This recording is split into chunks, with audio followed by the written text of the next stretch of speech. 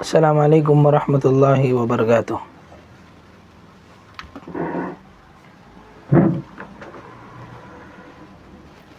ان الحمد للہ نحمده ونستعینه ونستغفره ونعوذ باللہ من شرور انفسنا ومن سیئات اعمالنا من يهده الله فلا مضل له ومن يضلله فلا هادي له أشهد أن لا إله إلا الله وحده لا شريك له وأشهد أن محمدا عبده ورسوله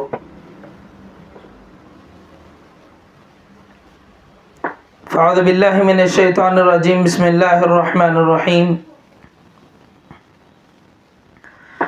يا أيها الذين آمنوا اتقوا الله حق تقاته ولا تموتن إلا وأنتم مسلمون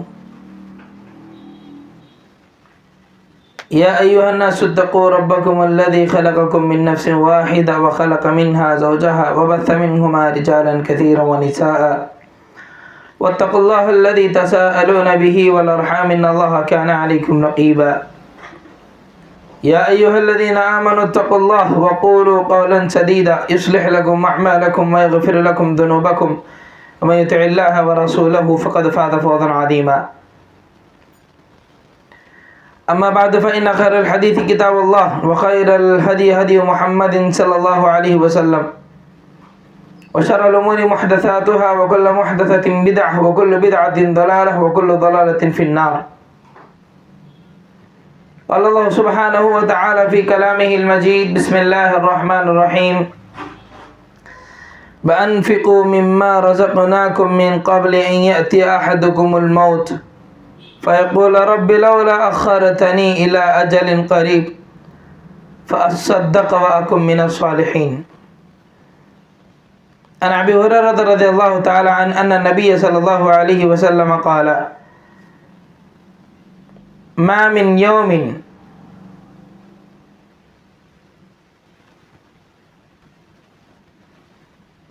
يصبح العباد فيه إلا ملكان ينزلان فيقول أحدهما اللهم أعطي منفقا خلفا ويقول الآخر اللهم أعطي ممسكا تلفا. رواه البخاری فی کتاب الزکاۃ. تمام قسم کی تعریف و توصیف کی وڈائی و بڑائی، جہ و جلال، شان و شوکت، بزرگی و برتری اس اللہ رب العالمین کے لیے ہے جو ہم تمام لوگوں کا خالق حقیقی معبود برحق ہے.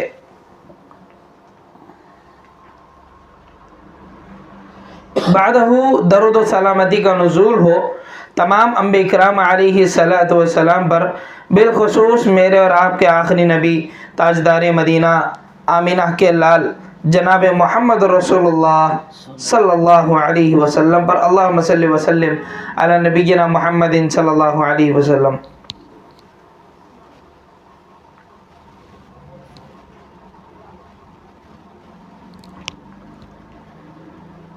محترم حاضرات، آپ لوگوں کے سامنے سورہ منافقون کی آیت نمبر 10 پڑھی گئی. اسی کی روشنی میں چند باتیں آپ لوگوں کے سامنے میں رکھنے کی کوشش کروں گا. بارگاہ الہی سے دعا ہے کہ اللہ مجھے حق بولنے، آپ لوگوں کو حق سننے، پھر ہم تمام لوگوں کو مل کر حق بات پر عمل پیرا ہونے کی اللہ توفیق بخشے. آمین یا رب العالمین.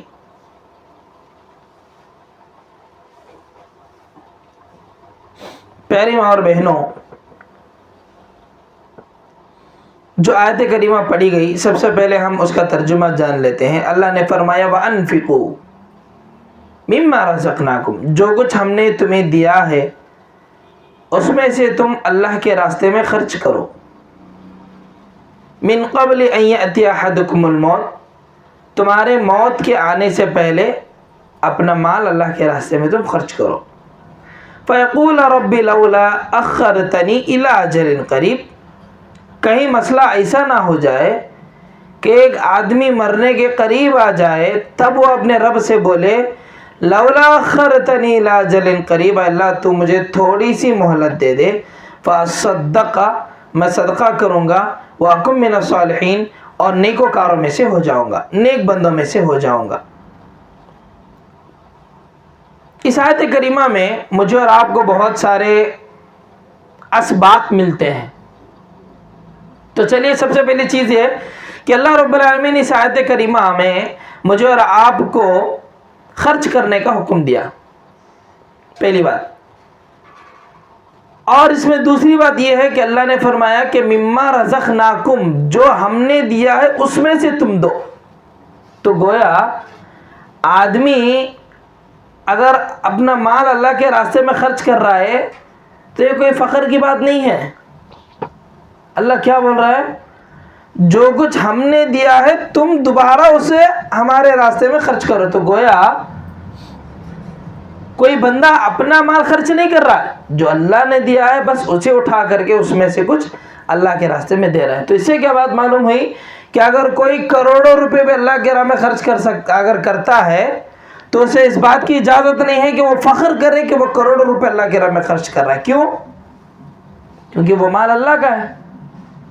اور دنیا کا کتنا بھی بڑا مالدار یہ نہیں بول سکتا کہ یہ جو میرے پاس آج مال جمع ہوا ہے وہ میری محنت کی وجہ سے ہے، وہ میرا مال ہے۔ آج سب لوگ یہ بولتے ہیں نا، میرا مال، میری دولت، میرا پیسہ، نہیں، یہ اللہ کا دیا ہوا ہے، اور اسے کیا کرنا ہے؟ اللہ کے راستے میں خرچ کرنا ہے۔ اور اللہ نے یہ بھی بتایا کہ کب تک خرچ کرنا ہے، من قبل ان یأتی احدکم الموت، تمہارے موت کے آنے سے پہلے تم اللہ کے راستے میں خرچ کرو۔ اور کہیں ایسا نہ ہو فیقول رب لولا اخرتنی الی اجل، جب کسی کے مرنے کا وقت آ جائے، یہ دنیا چھوڑ کر کے جب جانے کا وقت آ جائے، اپنے گھر والوں سے جب جدائی کا وقت آ جائے، ایسے وقت میں بندہ بولے کہ اللہ تو مجھے تھوڑی سی مہلت دے دے، فاصدق، میں صدقہ کروں گا، واکن من الصالحین، اور نیک بندوں میں سے ہو جاؤں گا۔ اگر آپ اس آیت کریمہ کے آخری ٹکڑے میں اگر آپ دیکھیں گے تو بہت ساری عبادتیں ہیں، جیسے نماز ہے، روزہ ہے، حج ہے۔ حج اتنا بڑا عمل ہے، یہ تمام عبادتیں ہیں، لیکن بندہ مرتے وقت صدقہ و خیرات کو یاد کرے گا۔ ایسا کیوں؟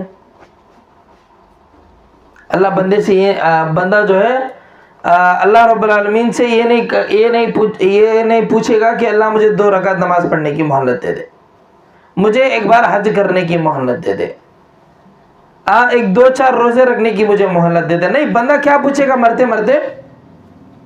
فاصدق، اللہ میں صدقہ کروں گا، تیرے راستے میں پیسہ خرچ کروں گا۔ ایسا کیوں بندہ مرتے وقت خاص طور پر صدقہ و خیرات کو یاد کرے گا؟ تو چلیے دیکھتے ہیں۔ پہلی بات یہ، عورتیں بات ذہن میں یاد رکھیں، اس آیت کریمہ میں اگر آپ غور کریں گے تو اس میں اللہ نے مرد حضرات کا تذکرہ نہیں کیا، عورتوں کا تذکرہ نہیں کیا، بچوں کا تذکرہ نہیں کیا، بڈھوں کا تذکرہ نہیں کیا۔ اللہ نے کیا کہا؟ وَأَنفِقُوا، تم خرچ کرو۔ اب اس میں سب لوگ آ گئے، چاہے وہ مرد ہو، عورت ہو، نوجوان ہو، بوڑھا ہو، بیمار ہو، صحت یاب ہو، ہر انسان اس کے اندر آ گیا۔ عام طور پر عورتوں کا مائنڈ سیٹ ایسا ہوتا ہے، اب ہم تھوڑی نا باہر جا کے کماتے ہیں، ہمارے پاس کیا پیسہ ہوگا ہم اللہ کے راستے میں خرچ کریں نا، صحیح؟ اب کیا ہوا، عورت ہے تو وہ صدقہ و خیرات نہیں کرے گی؟ صحیح؟ جہاں مرد کے لیے ضروری ہے کہ وہ صدقہ و خیرات کرے، وہیں عورت پر بھی لازم ہے کہ وہ اللہ کے راستے میں خرچ کرے، صدقہ و خیرات کرے۔ جی، تو چلیے دیکھتے ہیں کہ اس کے کیا فائدے، صدقہ و خیرات کے فائدے کیا ہیں۔ پہلی چیز، جو بندہ یا بندی اللہ کے راستے میں صدقہ و خیرات کرتی ہے، مال کو خرچ کرتے ہیں، تو فرشتے ایسے لوگوں کے حق میں خیر و برکت کی دعائیں کرتے ہیں۔ آج ہم لوگ کیا بولتے ہیں، کوئی اگر ایک نیک آدمی ملا یا کوئی نیک عورت ملی، کوئی نیک بچی ملی، تو ہم کیا بولتے ہیں؟ ذرا ہمارے لیے دعا کرو ماں، مولوی صاحب ذرا ہمارے لیے دعا کرو، گھر میں خیر و برکت ہی نہیں ہے، मौलाना साहब ज़रा हमें भी दुआओं में याद रखो। मौजन साहब ज़रा हम लोगों के लिए भी आप दुआ कर दीजिए कि हमारे घर में खैर व बरकत नहीं है, पैसों में खैर व बरकत नहीं है, घर में रहमत नहीं है अल्लाह रब्बुल आलमीन की, जो सौदा लाते हैं इसे ख़त्म हो जा रहा है, दुआ करो बरकत की। अल्लाह की बंदियों, उस बंदे या बंदी की हक में फरिश्ते दुआ करते हैं जो अल्लाह रब्बुल आलमीन के नाम में सदका व खैरात करते हैं। जी दलील हदीस मुबारक अन अबी हुरैरा रज़ियल्लाहु तआला अन्ना नबी सल्लल्लाहु अलैहि वसल्लम क़ाला मा मिन यौमिन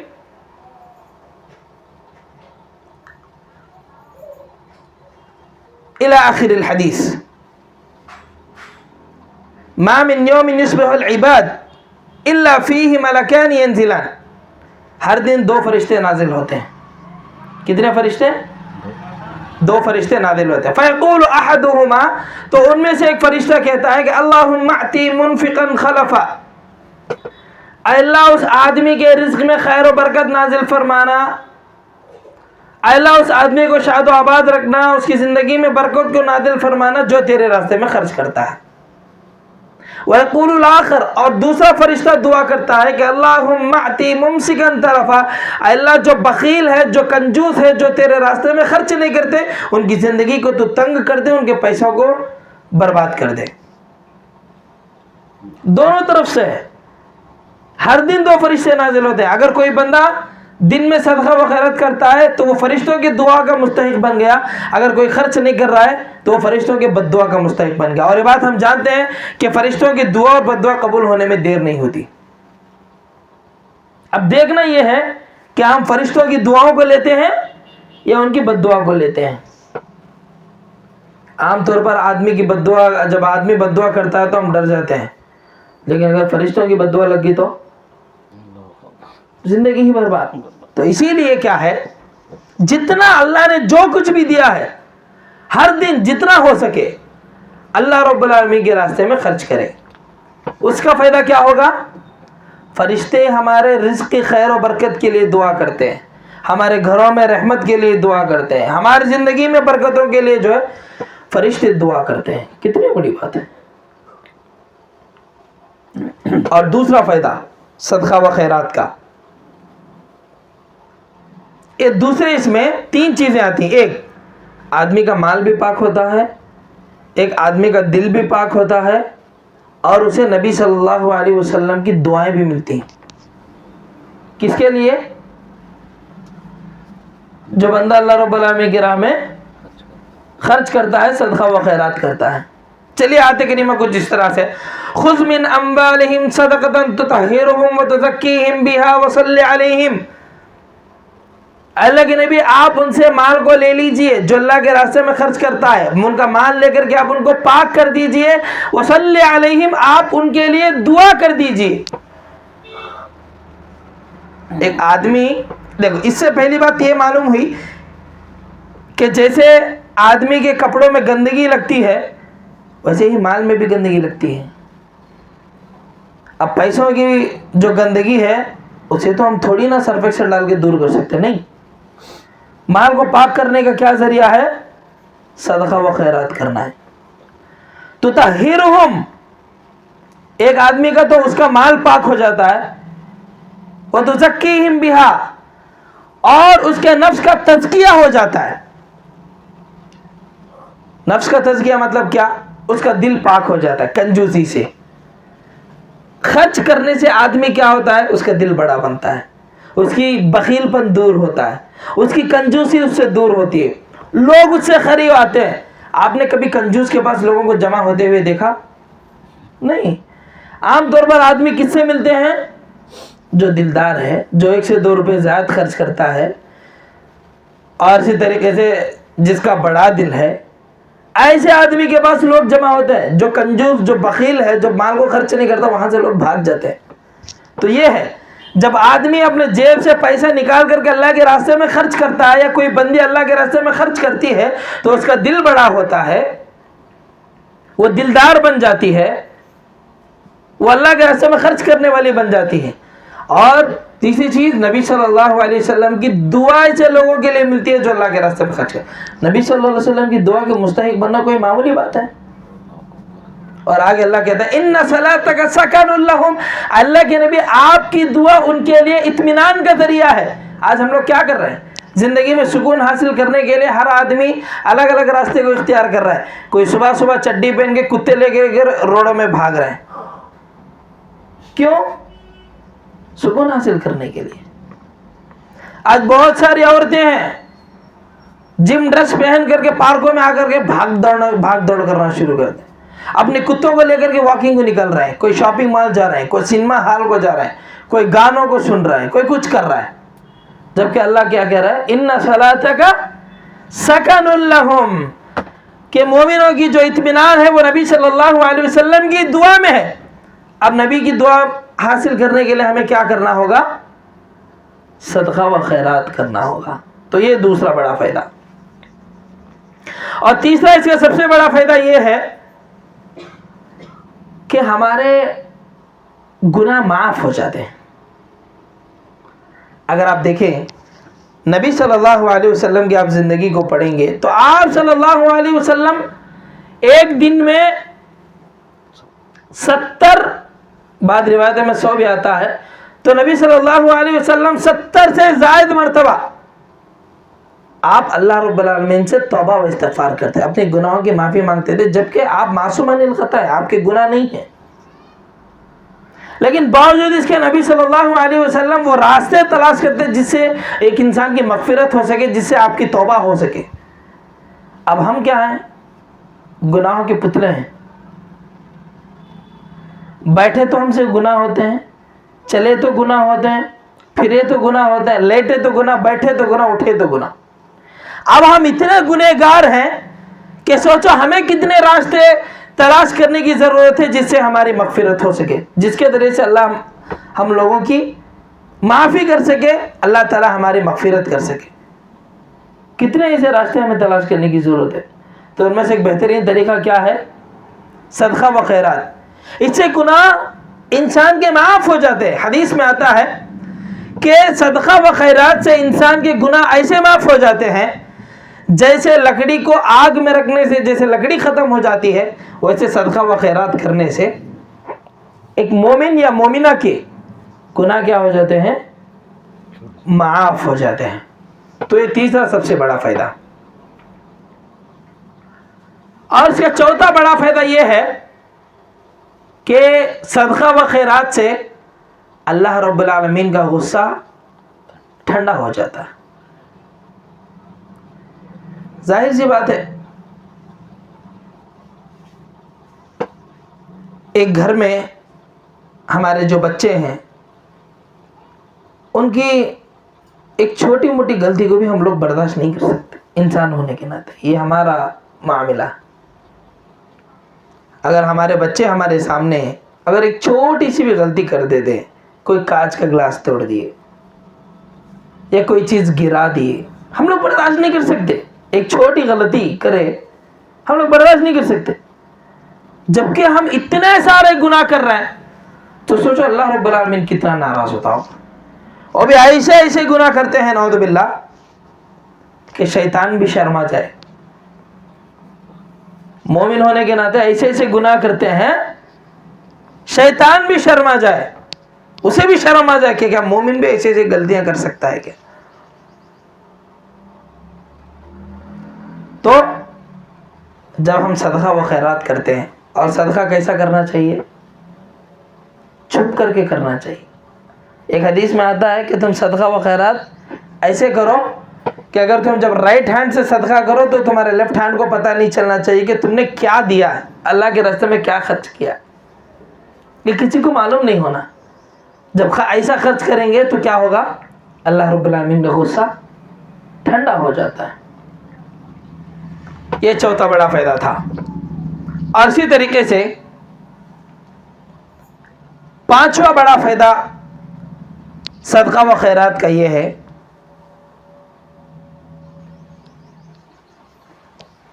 کہ اس سے صدقہ و خیرات کرنے سے آدمی کی بیماری دور ہو جاتی ہے۔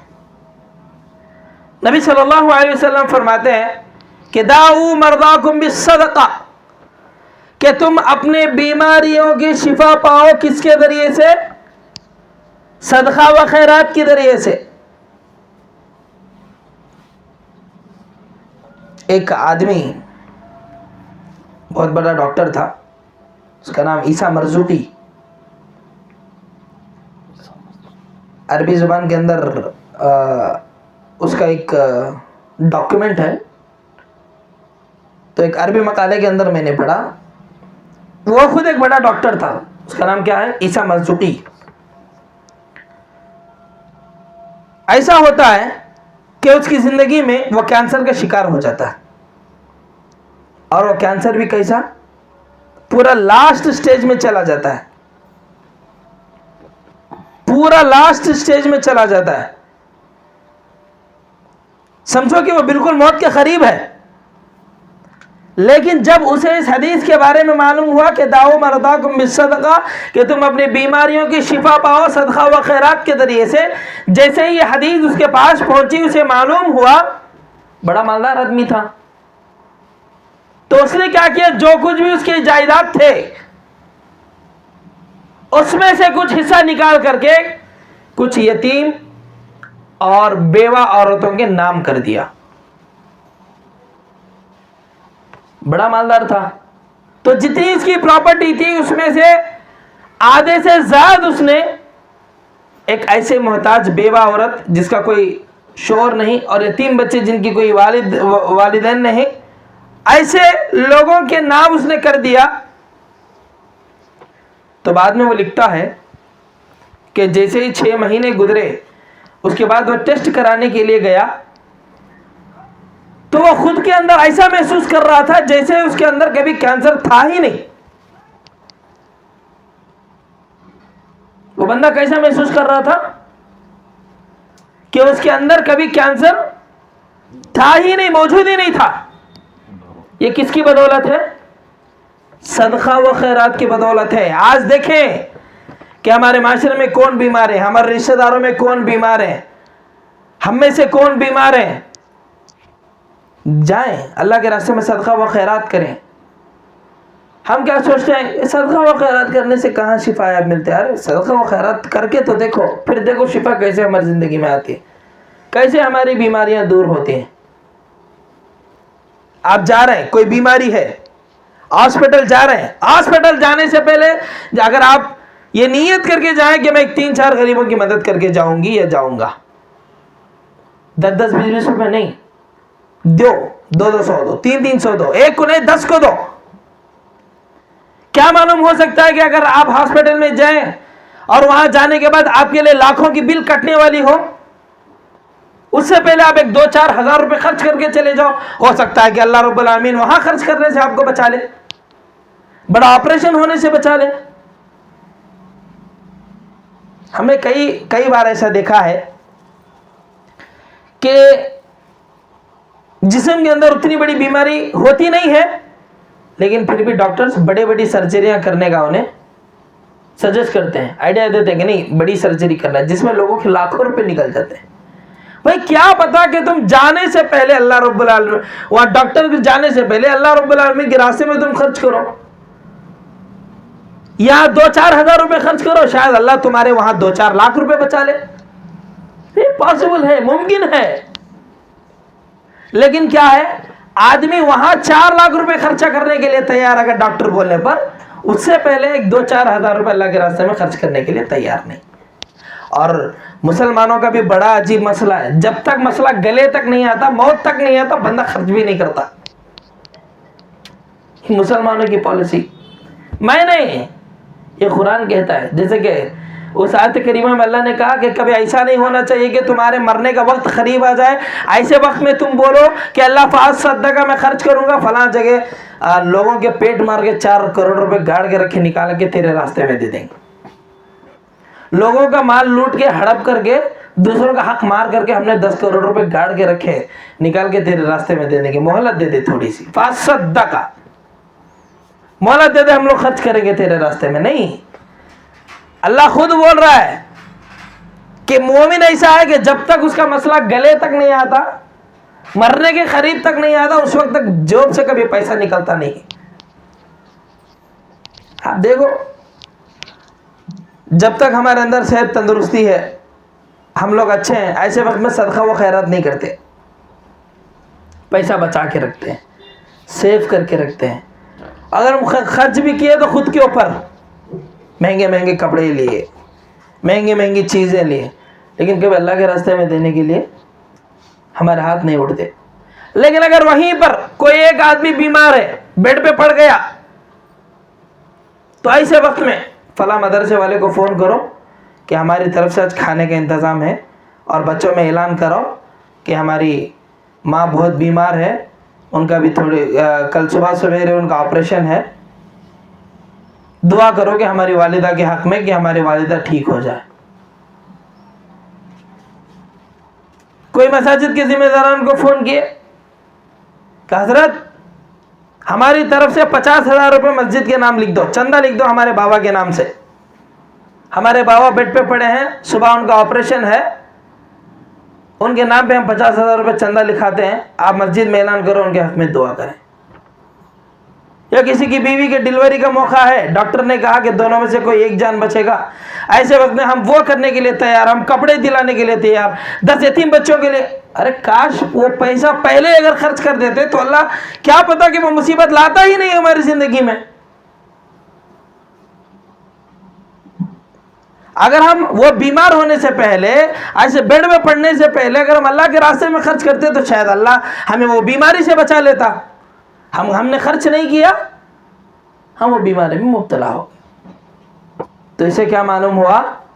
صدقہ و خیرات کرنے سے آدمی کے لیے بیماریوں کی شفا ملتی ہے، اور دوسرا بیماری آنے سے انسان بچ جاتا ہے.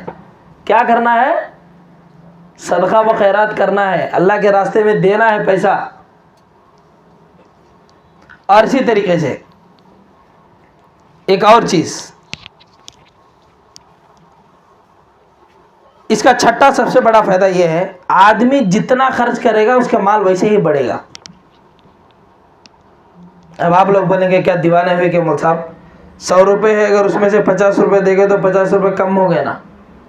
لیکن آپ دیکھیں تو مال بڑھتا بول رہے صدقہ و خیرات سے. چلیے حدیث دیکھتے ہیں. حدیث اس طرح سے ہے، ان ابی ہریرہ رضی اللہ تعالی عنہ ان رسول اللہ صلی اللہ علیہ وسلم قال ما نقصت صدقۃ من مال، رواہ مسلم فی کتاب البر والصلۃ والآداب. امام مسلم رحمۃ اللہ علیہ نے اس حدیث کو کتاب البر والصلۃ والآداب کے اندر لائے ہیں. راوی حدیث ابو ہریرہ ہے، کہتے ہیں کہ نبی صلی اللہ علیہ وسلم نے فرمایا کہ صدقہ و خیرات کبھی تمہارے مال کو کم نہیں کرتا.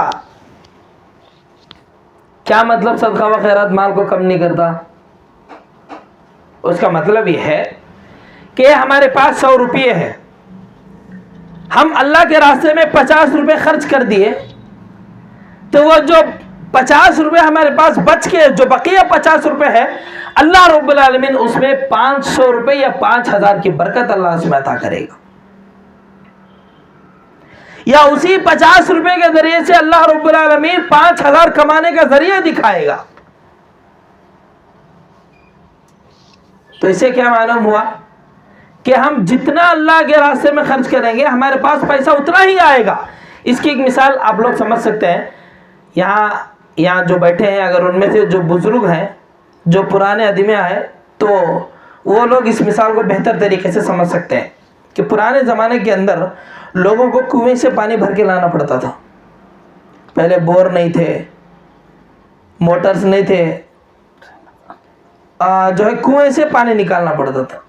لیکن کنویں کا مسئلہ کیسا تھا کہ وہ کنواں کبھی بھرتا نہیں تھا، ایک لمیٹڈ پانی اس میں ہوا کرتا ہے. ہم پانی نکالیں گے تو پھر دوسرا نیا پانی آئے گا. اگر وہ پانی کو ویسے ہی چھوڑ دیں گے تو کیا ہوگا؟ سڑ کر کے وہ پانی سے بدبو آنے لگتی تھی. یہ پرانے زمانے کی بات ہے. اگر آپ میں سے کوئی پرانے حضرات یہاں پر ہیں، حضرات ہیں، تو ہمارے ماں اور بہنوں میں سے وہ بہتر طریقے سے جانتے ہیں. جیسے جیسے اس کنویں سے پانی نکالیں گے ویسا نیا نیا پانی اس کے اندر آتے رہے گا. اگر ہم پانی نکالنا چھوڑ دیں گے تو ویسے ہی رہے گا اور اس پانی کے اندر بدبو آنا شروع ہو جائے گی. تو ویسے ہم جیسے اللہ کے راہ میں خرچ کرتے جائیں گے ہماری زندگی میں اور مال آتے جائے گا. یہ صدقہ و خیرات کا فائدہ.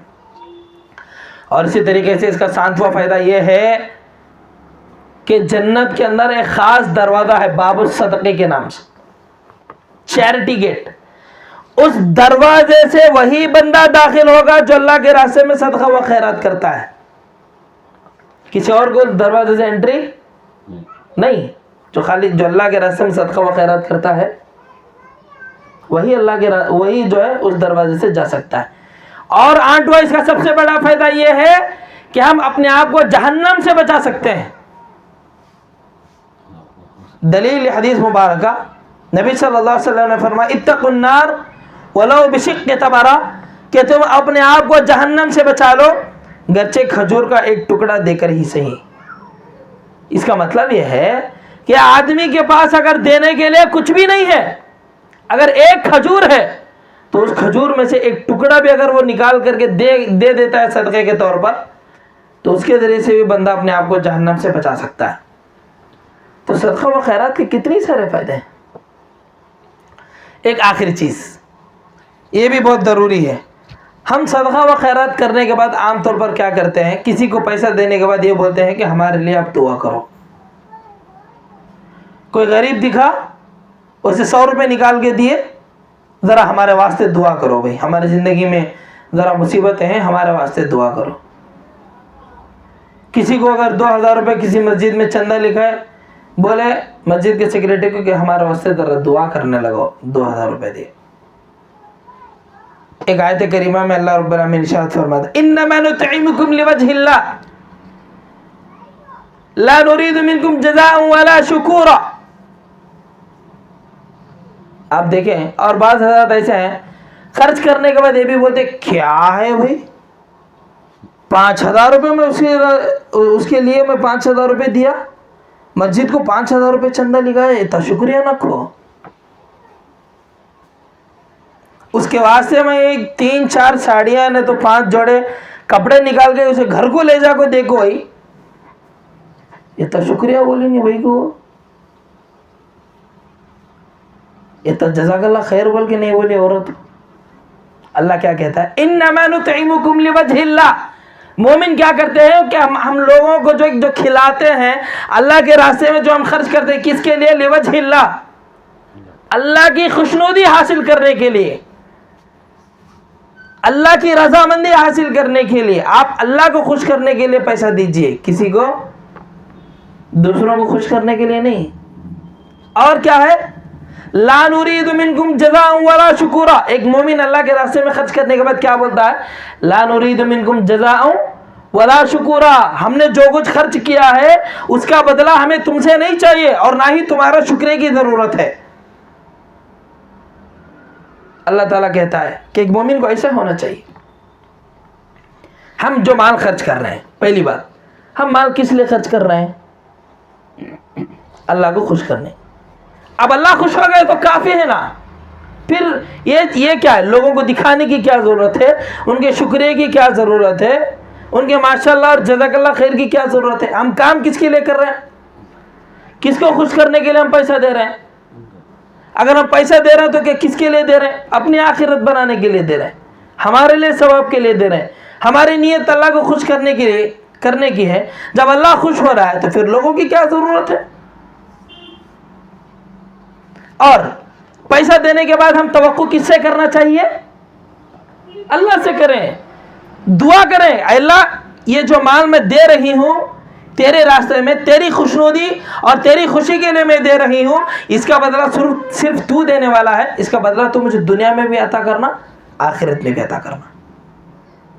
اے اللہ میری اتنی حیثیت نہیں کہ میں کچھ نکال کر کے تیرے راستے میں دے سکوں، بس تیری توفیق ہوئی میں کچھ نکال کر کے اللہ کے راستے میں دے دی، بس تو مجھے جو ہے جہنم سے بچا لے، جنت میں داخلہ کر دے. یہ ہونا چاہیے. ہم بھی عام طور پر کیا پیسہ دیے بدلہ ان سے پوچھتے ہیں، کیا ہے بھائی اتنے پیسے دیے، اتنا شکریہ بولی نہیں ہو بھائی کو کہاں تو بھی، اتنے پیسے دیے، اتنے سارے کپڑے دیے، بار بار بلا کو ان لوگوں کو کھلاتے ہیں، اتنا جزاک اللہ خیر نہ کھو. تو ان چیزوں کی ضرورت نہیں. ایک مومن خرچ کرنے کے بعد اس کا بدلہ وہ کس سے پوچھتا ہے، اللہ سے پوچھتا ہے. آپ بتاؤ ایک آدمی دیا تو کیا دے سکتا ہے. اگر کوئی آدمی فار ایگزامپل ہم نے اگر کسی غریب آدمی کو, ضرورت مند آدمی کو اگر ایک 10,000 روپے دی, وہ کیا کر سکتا ہے زیادہ سے زیادہ؟ شکریہ بولے گا, ماشاء اللہ بولے گا, ایک دو چار دعائیں دے گا, اور اس سے بڑھ کر ہمارا پیر پکڑ کے شکریہ بولے گا. اس سے تو بڑھ کر تو نہیں ہے, اس سے بڑھ کر تو نہیں ہے. لیکن اللہ بول رہا ہے کہ تم چھپ کر کے صدقہ و خیرات کرو, تمہارے لیے میں نے جنت تیار کر کے رکھا ہے. تمہارے صدقہ و خیرات کے بدلے میں تمہیں جنت دینے والا ہوں. آدمی جنت چھوڑ کر کے لوگوں کے شکریہ کے پیچھے پڑے ہیں. تو یہ ایک اور آخری چیز بتا کر کے میں اپنی بات کو ختم کروں گا. یہ ہے, ہم صدقہ و خیرات کیا سمجھتے ہیں کہ صرف پیسے ہی اللہ کے راستے میں دینا یہی صدقہ و خیرات. نہیں, ایسا نہیں ہے. اس سے ہٹ کر بہت ساری چیزیں صدقہ و خیرات ہے. فار ایگزامپل, کوئی ایک بھٹکا مسافر ہے, اسے راستہ نہیں معلوم, آپ اسے راستہ بتا دیے, بھائی ایسے جانا ہے, بس اسٹینڈ کو جانا ہے, آپ سائڈ جا کر کے لیفٹ جائیے, پھر وہاں سے دوسری گلی سے دوسرے روڈ سے آپ رائٹ لے لیجیے. یہ بھی صدقہ ہے. کوئی پڑھنے کے لیے ہمارے پاس آیا, اسے قرآن مجید پڑھنا سکھا دیے, یہ بھی صدقہ ہے. ہمارے گھروں کے باہر ایک گھڑے میں اسے کپڑا وغیرہ لپیٹ کر کے گرمی کے موسم میں باہر ایک گلاس رکھ کر لوگوں کو پینے کے لیے رکھ دیے, پانی پلانا بھی صدقہ ہے. ہم عام طور پر کیا سوچتے ہیں کہ بھائی یہ پانی پلانا یہ کون سا بڑا کام ہے, کیا نہیں.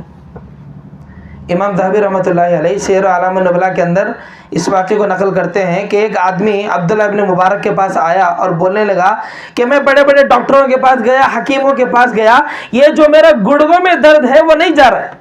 پورے حکیموں کے پاس پھر لیا, پیسہ بہت سارا خرچ کر لیا, میرے گڑگوں میں جو درد ہے وہ نہیں جا رہا, میں کیا کروں؟ عبداللہ ابن مبارک کہتے ہیں کہ تمہارے پاس اتنی طاقت ہے کہ تم جو ضرورت مند ہے ان کے لیے تم کنواں کھدوا سکو, پانی کا کنواں. تو آدمی کہتا ہے کہ ہاں میرے پاس اتنی استطاعت ہے کہ میں لوگوں کے لیے کنواں کھدواؤں, کیونکہ وہ زمانے میں پانی کے لیے کنویں کھودنے پڑتے تھے. تو وہ آدمی گیا اور ایسے لوگوں کے درمیان وہ کنواں کھدوایا جہاں لوگوں کو پانی دور سے لانا پڑتا تھا, پانی کے وہ سخت محتاج تھے. تو وہ آدمی وہاں پر کنواں کھدوا دیا, اور اس کے بعد وہ واقعہ نقل کرتے ہوئے لکھتے ہیں کہ وہ آدمی آ کر کے دوبارہ آ کر کے بتاتا عبداللہ ابن مبارک سے کہ کنواں کھدوا کر کے مجھے ابھی 6 مہینے بھی نہیں ہوا, وہ درد میرے گھٹنوں کے اندر سے غائب ہی ہو گیا. میں ایسا محسوس کر رہا ہوں جیسے کہ کبھی میرے گھٹنوں میں درد تھا ہی نہیں. یہ پانی پلانے کی صدقہ ہے. پانی پلانا بھی بہت بڑا صدقہ و خیرات ہے. آپ کے رشتہ دار میں کوئی غریب ہے تو ان کی شادیوں میں پانی کا انتظام کرنے کی ذمہ داری آپ لے لیجئے کہ ہمارے طرف سے ہم پانی کا انتظام. کئی مسجدوں میں پروگرام ہے, وہاں پانی پلانے کا انتظام کیجیے. کہیں ایسا ہے محلے کی کوئی اسکول وغیرہ ہے یا بچے مکتب پڑھنے آتے ہیں, کسی مسجد میں واٹر فلٹر نہیں, پانی لگوا دیجیے. اور اسی طریقے سے ہمارے گھروں کے باہر خود ایک گھڑا رکھ کر کے ایک گلاس رکھ دیے, تو وہ بھی صدقہ و خیرات ہے. تو اس سے ہٹ کر بہت ساری چیزیں ہیں. ہر وہ کام جو سامنے والے کو فائدہ پہنچانے کے لیے اگر ہم وہ کرتے ہیں خالص نیت کے ساتھ تو وہ صدقہ ہے. پانی پلانا ہے, اگر کوئی جانور آ گیا وہ بھوکا ہے گھر کے باہر بیٹھا ہے, کچھ کھانا لے جا کر کے ڈال دی تو وہ بھی صدقہ ہے. کوئی غریب آدمی آ گیا چھپا کر کے کچھ اسے کھانا کھلا دی تو یہ بھی صدقہ ہے. اب اس کا مطلب یہ نہیں, اور کسی کو اچھی بات بولنا بھی صدقہ ہے. کوئی آدمی اب لیفٹ ہینڈ سے پانی پی رہا تھا, یہ کوئی ہماری بہنا لیفٹ ہینڈ سے اگر پانی پی رہی تھی, ہم نے اسے یاد دلوا دیا کہ نہیں سیدھے ہاتھ سے پانی پیو, تو یہ بھی صدقہ ہے. کسی کو اچھی چیز کے لیے بول دیے کہ دیکھو نماز پڑھنا اچھی چیز ہے, کل سے ہم نمازوں کا اہتمام کریں گے, تو یہ بھی صدقہ ہے. اب اس کا مطلب یہ نہیں کہ پیسے جو کچھ بھی ہے وہ ہمارے جیبوں میں گرم چھپا کے رکھیں گے اور یہ صدقہ و خیرات کے کام کرتے رہیں گے. نا, دونوں بھی کرنا ہے, وہ بھی خرچ کرنا ہے, یہ بھی کرنا ہے. لوگوں کو پانی بھی پلانا ہے اور اللہ کے راستے میں پیسہ بھی کیا کرنا ہے, خرچ کرنا ہے. کیا کرو گے اب بتاؤ؟ کفن میں جیب تھوڑی ہے کہ آدمی پیسہ رکھ کر کے جائے گا وہاں پر. آپ قبرستان میں جاؤ, کیسے کیسے بڑے بڑے مالدار پڑے ہیں, قبروں میں لیٹے ہیں, کیا کر رہے ہیں. اور عام طور پر ہمارے والدین بھی کیا سوچتے ہیں کہ ہمارے بچوں کے لیے ہم کیا ہے پیسہ خوب جمع کر رکھے جائیں گے, اتنا جمع کے رکھے جائیں گے کہ آگے چل کر کے ہمارے بچوں کو کمانے کی ضرورت نہ پڑے. بھئی کیا ہے, آپ پیسہ کما کر کے رکھیں, بہت سارا پیسہ ہے, اگر آگے چل کے آپ کے بچے عیاش بن گئے تو کیا کوئی گارنٹی ہے کہ ہمارے اولاد جو کچھ ہم نے مال کما کے ان کے لیے رکھا ہے, کیا وہ مال صحیح راستے میں وہ خرچ کر کے ہمارے لیے ثواب پہنچائیں گے مرنے کے بعد؟ کیا اس کی کوئی گارنٹی ہے؟ ارے جب نوح علیہ السلام کا بیٹا, جب ایک نبی کا بیٹا اپنے باپ پر ایمان لے کر کے نہیں آیا, تو کون سی ہمت سے ہم کہہ سکتے ہیں کہ ہمارے اولاد ہمارے مرنے کے بعد ہمارے لیے صدقے و خیرات کا کام کر کے ہمیں ثواب پہنچانے کا کام کریں؟ کوئی گارنٹی ہے؟ کیا ہم یہ بات کی گارنٹی دے سکتے ہیں کہ ہمارے اولاد ہمارے آنکھوں کی ٹھنڈک بنے گی؟ نہیں. کیا پتا والدین دن رات محنت کر کے پیسے کما دیے, پھر بعد میں بچہ والدین کے جانے کے بعد عیش و عشرت میں پڑ گیا, پیسہ لے کر کے پبس کو کلبس کو اور عورتوں کے پاس جانے لگ گیا, تو کیا کرو گے؟ تو اسی لیے ہماری سیفٹی کے لیے جب تک ہم زندہ ہیں, ہمارے زندہ ہوتے ہوئے کچھ ایسے کام کر کے جائیں, کچھ ایسے چیزیں کر کے جائیں جو ہمارے مرنے کے بعد بھی ہمیں ثواب پہنچاتے رہے. ایسے کام کر کے جاؤ, بناؤ مسجدیں, جہاں مسجدیں بنا رہے وہاں اپنا ہاتھ بٹاؤ, اس میں اپنا پیسہ انویسٹ لگاؤ, اور اللہ کے راستے میں خرچ کرنا یہ ایسا بزنس اور ایسا انویسٹمنٹ ہے, یہ کبھی لاس ہونے والا نہیں ہے, اور اس کا بینیفٹ انسان کو دنیا میں نہیں. یہ بزنس کا فائدہ کہاں ملے گا؟ آخرت میں ملے گا. یہ جو ہم بزنس کر رہے ہیں, انویسٹمنٹ جو ہم پیسہ جو ڈال رہے ہیں, اس کا بدلہ ہمیں کہاں ملے گا؟ آخرت میں ملے گا, اور اس کا بہت بہترین بدلہ ملے گا. اور یہ ایسا بزنس اور ایسا انویسٹمنٹ ہے, اس کے اندر کبھی بھی لاس نہیں ہے, اللہ اس کا بدلہ دینے والا ہے. اسی لیے مرنے سے پہلے کیا ہے, وہ وقت جب ہمارے گھرگھرات آ جائے, ہم بیڈ پہ پڑے, کوئی پوچھنے والا نہیں, لوگ ہمارے مرنے کا انتظار کر رہے ہیں, ایسے وقت میں ہم اپنے ہاتھوں سے صدقہ و خیرات کرنا چاہتے ہیں, لیکن ہمارے ہاتھ بھی نہیں اٹھ رہے صدقہ کرنے کے لیے, کیا کرو گے اس وقت میں؟ تو اسی لیے مرنے سے پہلے عورتیں بھی کیا ہیں, کچھ ایسے کام کر کے جائیں جو مرنے کے بعد کیا ہے, ثواب کا ذریعہ بنے. جہاں مسجد بنا رہے ہیں وہاں بھی اپنا ہاتھ بٹائیں, کہیں پر اگر کوئی مسجد میں بور لگوا رہے پانی کا, وہاں پر ہاتھ بٹائیں, اور مساجد کے لیے بھرپور تعاون کرنے کی کوشش کریں, مدرسے بنانے کی کوشش کریں, یتیم خانے بنانے کی کوشش کریں, لوگوں کو پانی پلانے کے ذرائع ڈھونڈیں, لوگوں کو کھلانے کے ذریعے ڈھونڈیں, صدقہ و خیرات کرنے کے ذرائع ڈھونڈیں.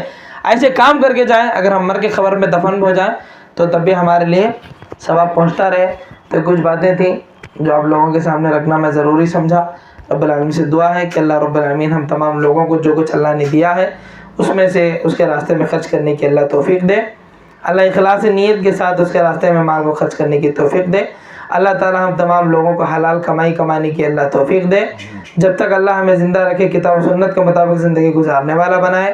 جب ہم مر جائیں تو ہماری زبانوں پر کلمہ توحید کو اللہ رب العالمین جاری فرمائے. جب تک ہم زندہ ہیں اللہ رب العالمین ہمیں عزت کے ساتھ رکھے. جب ہم مر جائیں تو جنت الفردوس میں اعلیٰ علیین میں اللہ رب العالمین جگہ نصیب عطا فرمائے. جو کچھ ہم سے گناہ اور خطا ہوئے ہیں اللہ رب العالمین ہمارے گناہوں کو معاف فرما دے. اور جو کچھ ہم سے چھوٹی موٹی ٹوٹی پھوٹی عبادتیں ہوئی ہیں اللہ تو ہمارے ان عبادتوں کو قبول فرمانا, اور کل قیامت کے دن شہداء صدیقین صالحین کے ساتھ اٹھانا, اور کل قیامت کے دن ہمیں نبی صلی اللہ علیہ وسلم کی شفاعت کا حقدار بنانا. امین یا رب العالمین. وآخر دعوانا ان الحمدللہ رب العالمین. والسلام علیکم ورحمۃ اللہ وبرکاتہ.